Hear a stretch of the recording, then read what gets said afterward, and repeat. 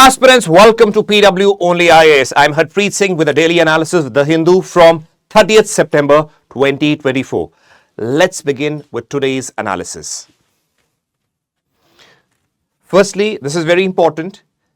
All the board work that is being done over here in the form of PDF would be available in this My Telegram account. You can scan this code or you can basically write this name also. You will be directed to this Telegram account.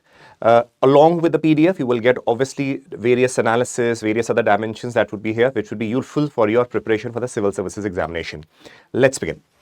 The topics that I have taken for today's analysis are: first, Namaste program; second, question R; third, the Dhangars and their article with reference to the scheduled tribes; fourth, the editorial, a very interesting editorial which deals with the common practice which you're going to analyze. Next, the MCQs for your preliminary examination. Let's begin with today's analysis. Okay, now this is basically a survey. What does the survey say is that 92% of the workers cleaning urban sewers, septic tanks belong to scheduled caste, scheduled tribe, OBC group finds survey. Now see, when we analyze these, we very well know that the scheduled caste, scheduled tribes and the OBCs belong to the vulnerable section. Our focus should be, obviously we have to study these particular topics, scheduled caste, scheduled tribes, and we have basically studied also in the previous sessions. But over here, we need to analyze and understand from various dimensions. Let me explain it in brief. Firstly, when we talk about, let us say, the caste hierarchy, we realize that in the caste hierarchy, we have the Brahmins, we have the Kshatriyas, we have the Vaishyas, and then we have the Shudras. And outside the Varna system, we have the scheduled caste, who are also known as the Dalits, as well as the Harijans or the scheduled caste. Now, please remember, because of the rigidness of the Varna system, that rigidness increased after the Vedic era. That means from the post-Vedic era, this rigidness increased, which was basically the Varna system based on birth, not based on the occupation. So what we see is that every Varna was given some duties. When the duties are given, so what happens that you have to follow your own duties. Scheduled caste again were excluded from the Varna system, so all major duties and tasks associated with them, so what was left was assigned to the scheduled caste. Now, in today's reference also we realize that when we see the scheduled caste population, we will study the other dimensions also. We see the scheduled caste population, we realize that in spite of 75 years of independence, this association of your Varna or the caste along with the occupation is still being relevant, and the backwardness is still being relevant. One is with respect to scheduled caste I have mentioned. Again, other backward classes itself is a very huge term. They are also being associated with this work, which I've seen because other opportunities possibly are not available. When we see the scheduled tribes, we see the scheduled tribe study. When we read the Kaka committee report with respect to the tribals, we realize that there has been marginalization of the tribals.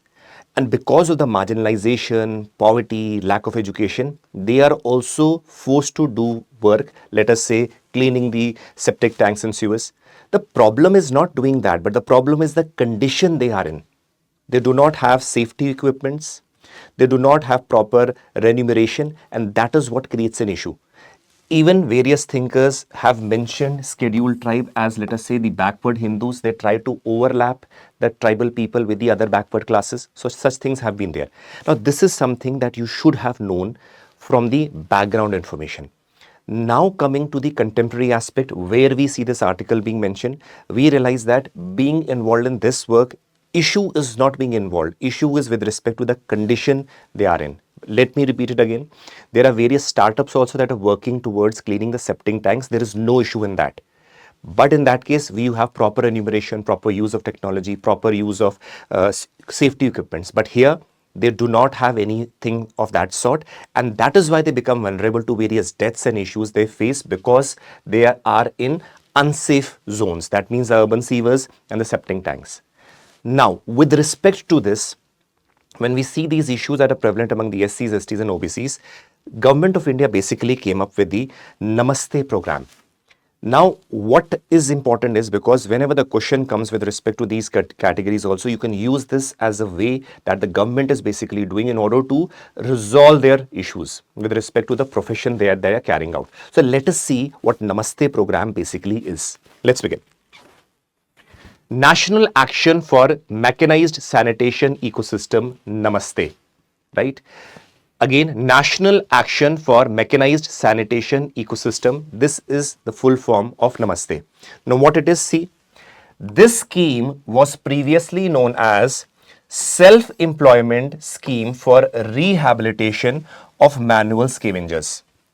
So this scheme has been renamed and revamped and named as Namaste. What are the basic goals which are involved over here? Please understand. First, rehabilitation, because many people who do not want to be involved in this profession have had, let us say, health issues. The scheme basically focuses on rehabilitating them. Next is safety. Now, safety again becomes very important because they are going and cleaning the sewers without any safety measures. So what that creates is there is a greater danger of their deaths happening. So again, let me make it very clear that the scheme does not say that the cleaning is associated with some poverty or pollution. No. It basically says because of that profession, they do not have safety measures and other options, which basically creates issues for their health and livelihood in a long term also. So when we see the safety equipments would be provided and guided with respect to that. Mechanization, now realize that the people themselves have to go to the septic tanks and clean them. Possibly the use of machines, equipments can be there. Let us say robot technologies can be there with the tie-ups, let us say with some startups that will basically help the people in order to resolve the problems that they face when they go inside the septic tank. Next is livelihood. That means better livelihood options along with the rehabilitation can be provided. Next is awareness. Awareness again is very important. Awareness with respect to need for safety equipments, need for skilling and education, need for the possible mishaps that might happen, and one needs to be cautious and precautious. Next is capacity building. In capacity building measures are basically try to make the best use of the person who is basically involved in this particular profession so that his confidence can be boosted along with giving him awareness, livelihood and other measures in order to lead a better life. So all these things are the part of this particular scheme. Now let's move ahead. Last is the benefits also. Now this is also very important. To provide health insurance, coverage and social security benefits to the sanitation workers and the families. Please understand, in most of the cases, these are the informal sectors. Now, being in the informal sectors, you do not have social security measures. So this scheme basically tries to cover them under the insurance cover. So this is again trying to bring them into a formal network or a formalized network. That is what is the scheme trying to do. This is important with respect to their dignity in order to improve their means of livelihood, in order to provide them with proper safety gears, proper mechanization. That is very, very important. This will not only help them to be, let us say, lead a better life and a secure and the safe life. That is very important. Let's move ahead. Now there is one more scheme, Sanitation Workers Rehabilitation Scheme. Now this scheme provides term loans to sanitation workers to purchase equipments for the mechanized cleaning. Now these are also loans that are provided to them, but again, this is again aiding them to improve their means of livelihood by the means, because once they are going to the septic tank, what the issue that happens is that because of lack of mechanization, they have to clean all the septic tanks using their hands only. Now that leads to them also suffering from various diseases in the long term. So better would be possibly a loan at a subsidized rate can be provided to them, so they can have some mechanized tools that can help them basically make the job easier. Along with it, the health issues can be addressed in possible that might creep in case they are not using any mechanized equipment. So that is very, very important in this particular case. Let's move ahead. Now there was an article basically which mentioned about the questionnaire. Now if you are a student of polity, obviously you have to read polity. It becomes very important to understand what the questionnaire is. Remember, whenever such questions or such words keep on coming, they basically test what all you remember. This is how the examiner also picks up a question. Let us say questionnaire is mentioned here. The examiner will pick it up and put it in your preliminary examination or the mains examination because it has been asked in the newspaper or mentioned in the newspapers. So let us see what the questionnaire is. See, questionnaire. See, the first hour of every parliamentary sitting is allotted for the questionnaire. That means every first hour of a parliamentary sitting is basically for the questionnaire. Now there's an exception. However, in 2014, the question hour was shifted in Rajya Sabha from 11 a.m. to 12 noon. These are some certain changes that can be made, but generally what we see is the first hour of every parliamentary sitting is slotted for the question hour. Now, let's see what happens there. During this 1 hour, the member of parliaments tend to ask questions to the ministers, and they try to get to know what are the certain issues that are prevailing there, and they want to know the details from the minister. So what happens? The major reason is to hold the ministers accountable for any mishap that happens, or to get information with respect to something that the people might be unaware or the member of parliaments might be unaware. So see, during this 1 hour, the member of parliaments ask questions to the ministers and hold them accountable. For let us take an example. If there is, let us say, an issue with respect to interlinking of rivers. Now, Ministry of Jal Shakti would be inquired that tell us what is happening, why, what is the progress. So something that might not be known to the people as such or the member of parliaments, they can just tell them why is the progress not taking place. Why is the interlinking of rivers being delayed? What are the constraints? Then the minister has to answer them with respect to the question that has been addressed to whichever ministry for that matter. Now let us see and go further and understand the intricacies of the topic of the question hour. See, there are regulations. Now see, the certain dimensions, it is regulated according to the parliamentary rules. Now that means the question hour or how it has to take place, how it has to be conducted, are in accordance with the parliamentary rules, right? Now, the presiding officer of both the houses, that means of the Lok Sabha or the Rajya Sabha, the presiding officers are the final authority, with respect to the conduct of the question hour, how it has to be conducted or what has to be, let us say, allowed or some exceptions have to be made. Then the presiding officers are the one who have the final authority over there, and everybody has to abide by them because they are basically the heads of the particular houses in which they are presiding. Right? Now, let us see what type of questions can be asked. So, kinds of question. First are starred questions. Now, starred questions generally happens when you submit a question, you put an asterisk over it like this. You basically put a set asterisk like symbol along with the question. So, that means it is a starred question. Now, what is the meaning of a starred question? This requires an oral answer. This is very, very important. This requires an oral answer and supplementary questions can be asked. Now what happens? Supposingly, a member of parliament has submitted, supposingly with respect to the interlinking of rivers, to the Jal Shakti minister. Now a star has been marked. So in the parliament itself, the minister of Jal Shakti will stand up and give the answer. Now because the answer is given orally, supplementary question, that means further interrogation or let us say further cross questioning can be done by the person who has basically asked the question or even other people also. So cross questioning or supplementary questions can be there in case it is a starred question, because starred questions basically involve an answer that is given by the minister orally in the parliament, right? Now comes the unstarred question. Now, unstarred, you don't have to mention an asterisk when the member of parliament is basically sending a question to the minister. So, what happens? It requires a written answer. Now, because it requires a written answer, that means something, the question has been asked, a written answer would be prepared and submitted to, let us say, the parliament and the persons who are asking. So, no supplementary questions are there. So, no supplementary questions are there because the answer is being submitted in the written form. Right? So, these are the two aspects. Now, third, short notice question. One that is asked giving a notice of less than 10 days and is answered orally. Now something, let us say, important has creeped up, and the member of parliament or respective member of parliament wants the question to be answered in less than 10 days. So what happens? This short notice question can be invoked and the minister has to answer it. It is again done orally. If it is done orally, what happens? Supplementary questions can be asked.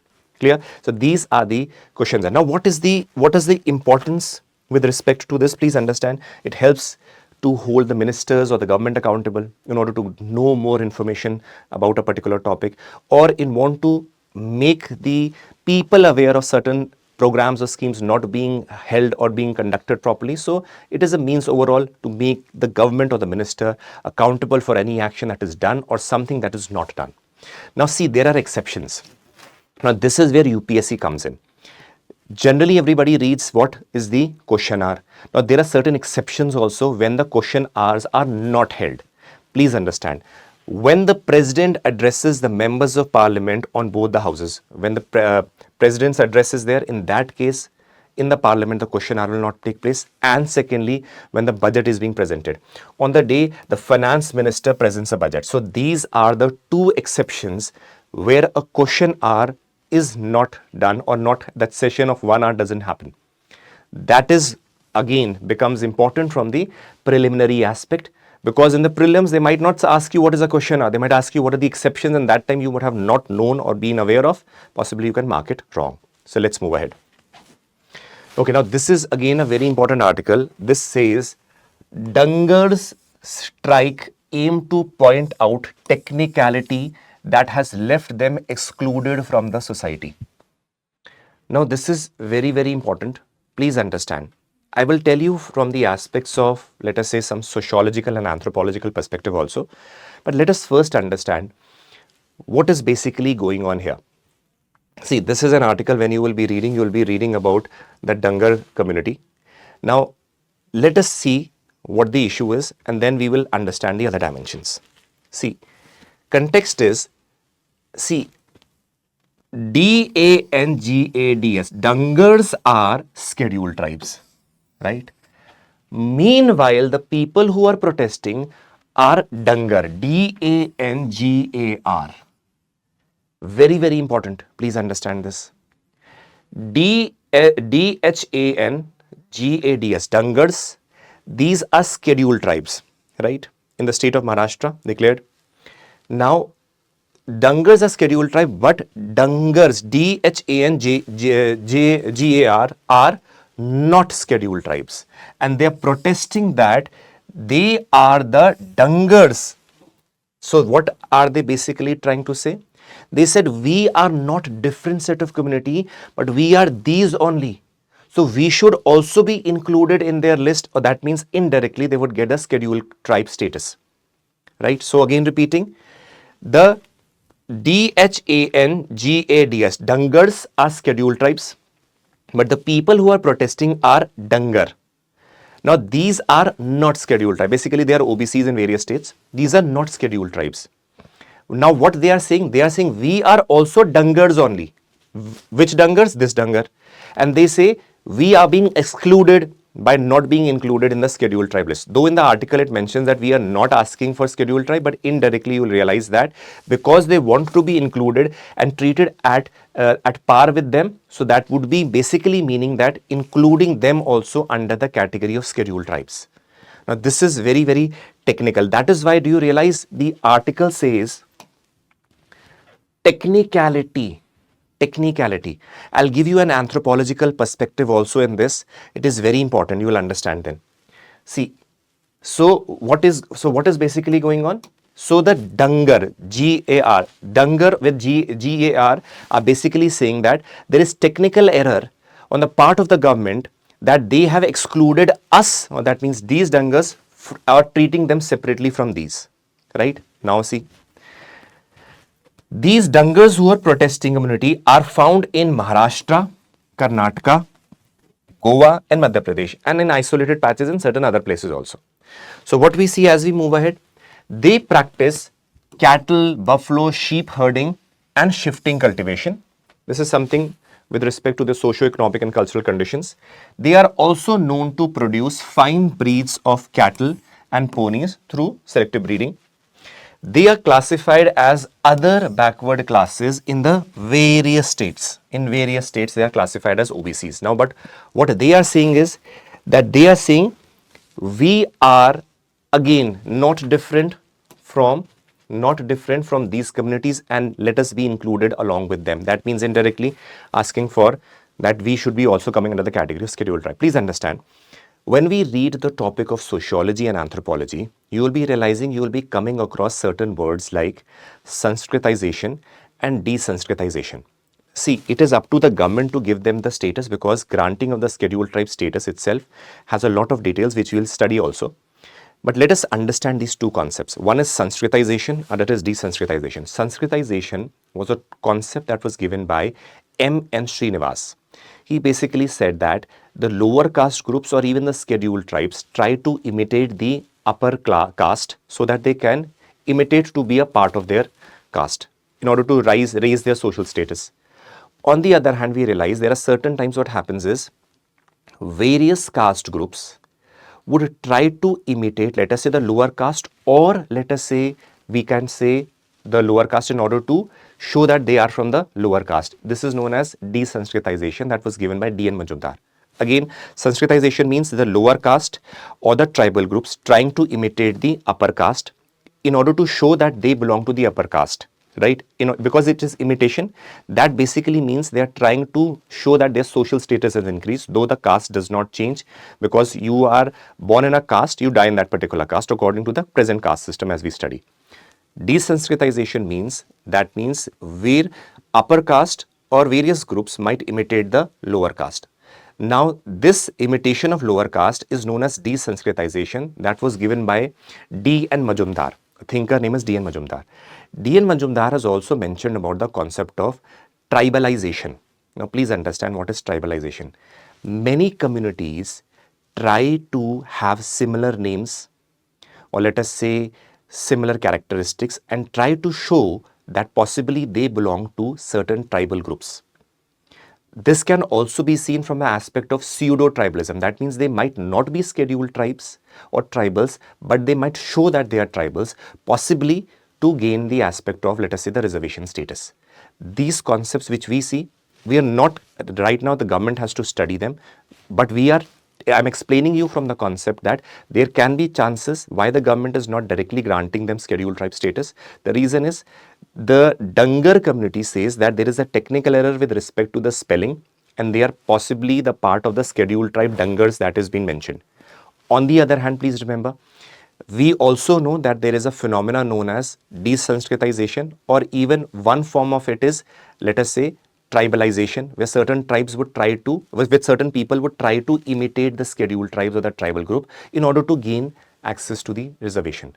So there's a possibility, it's possible that they might be part of that Dhangar group and be given reservation by the government, but there's also a possibility that they might not have to do anything with the Dhangars which we have mentioned who are already scheduled tribe, but on the other hand they are imitating that they are the scheduled tribe so that they can be given the status of scheduled tribe. Now these are the concepts of let us say pseudo-tribalism, where you are not a tribal, you're trying to imitate the tribal so that you can possibly get the status of that tribal or the scheduled tribe status or reservation by that. Now these are things that the government has to study.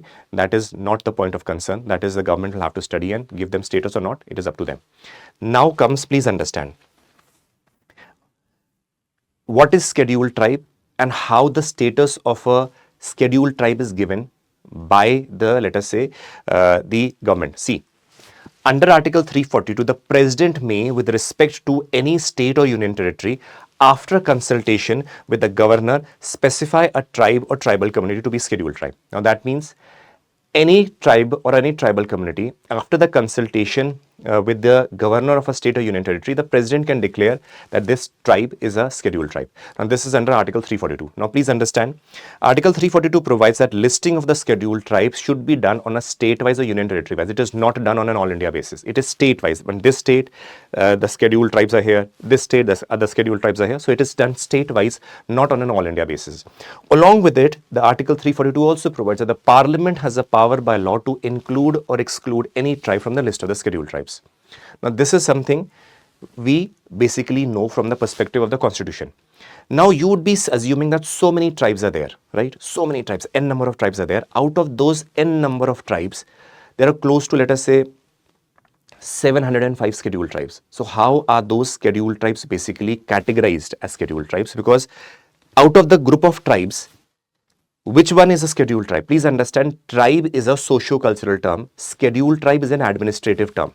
So that means if everybody is given, every tribe is given a scheduled tribe status, then it will create a havoc.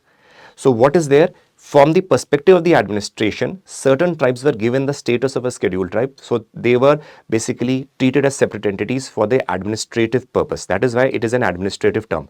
But which tribe to be given the status of scheduled tribe is on the basis of certain criteria. Now they are themselves subjective, but again, these are the broad categories. These have been given by the Lokur committee, L-O-K-U-R, Lokur committee, which says that indication of a primitive trait, that means those tribes have some primitive traits.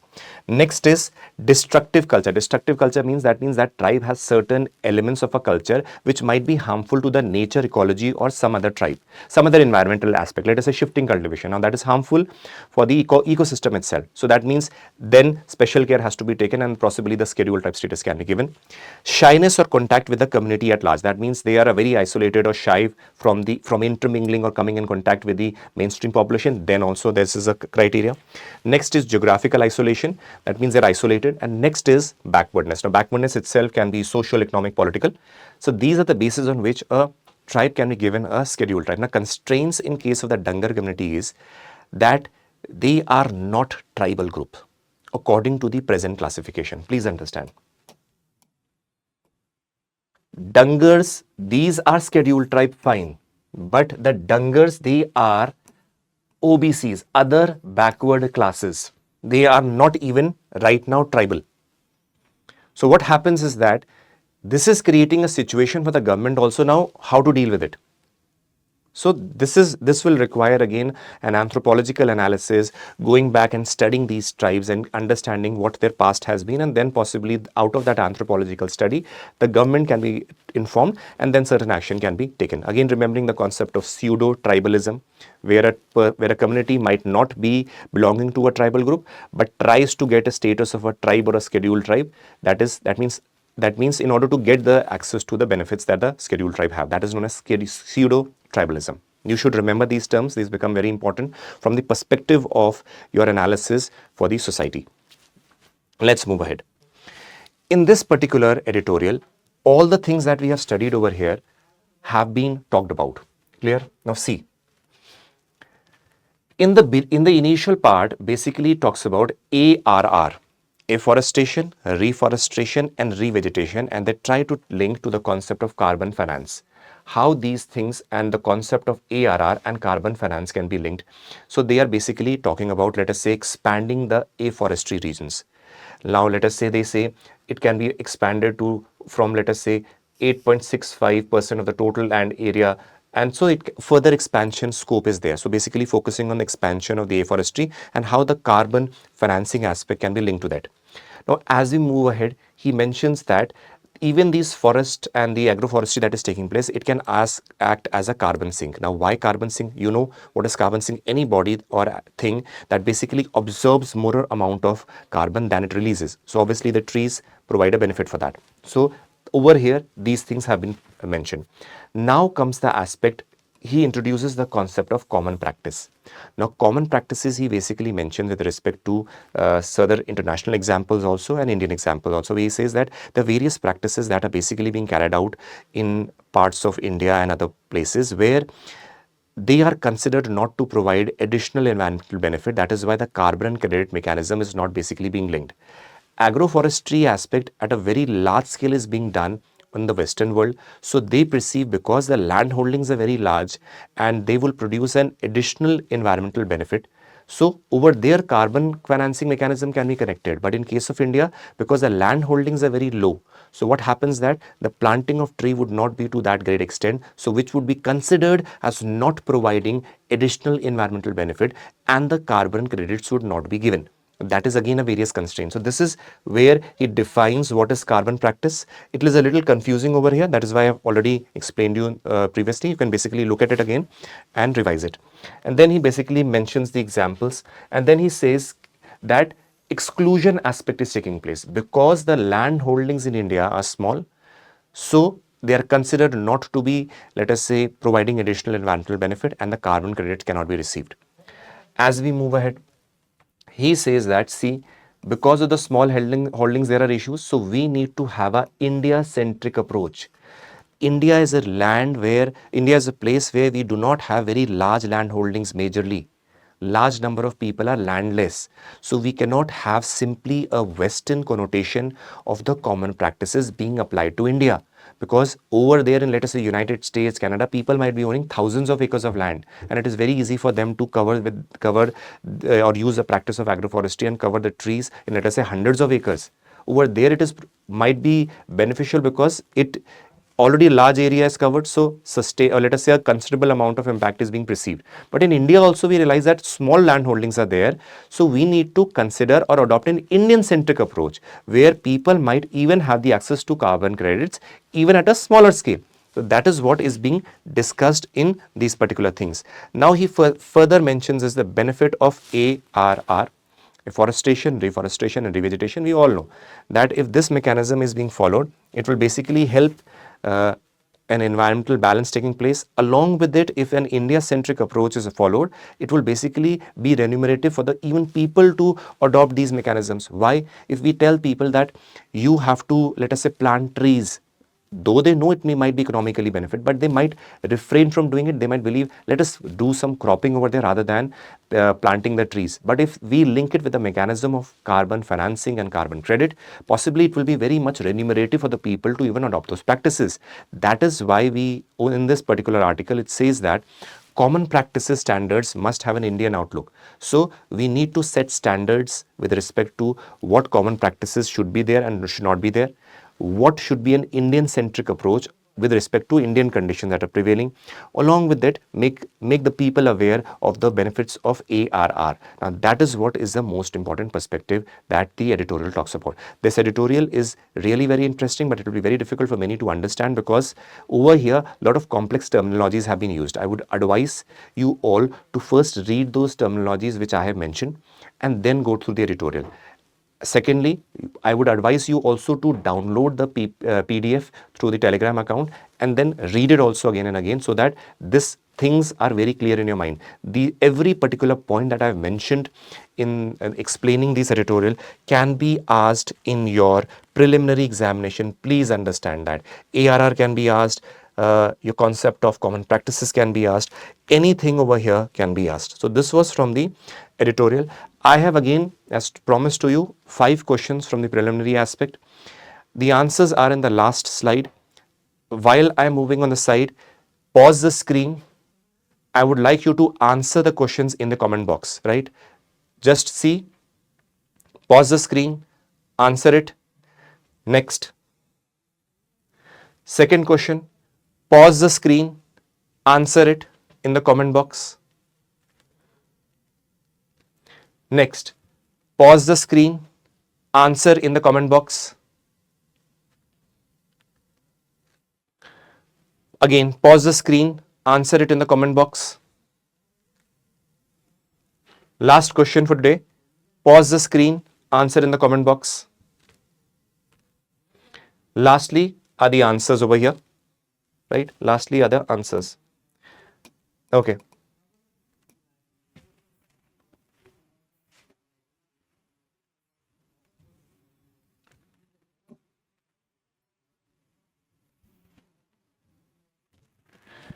This was the analysis of the Hindu from 30th September 2024. I hope you liked the analysis. You understood something new. You learned something new. Please remember, newspapers, again, you would have realized by now from your prelims, mains, and the various papers that you have attempted that it is very, very, very important, a critical part of your preparation. We are here to guide you, mentor you, how to read, how to understand, because what you people generally do is you try to read it, just skim it, not read it in fact. So it is very important you read it well, understand them, and make sure that you learn something from it. Take care. God bless. This is me, Harpreet Singh, signing off from PW OnlyIAS and from the today's analysis. Take care and Jai Hind.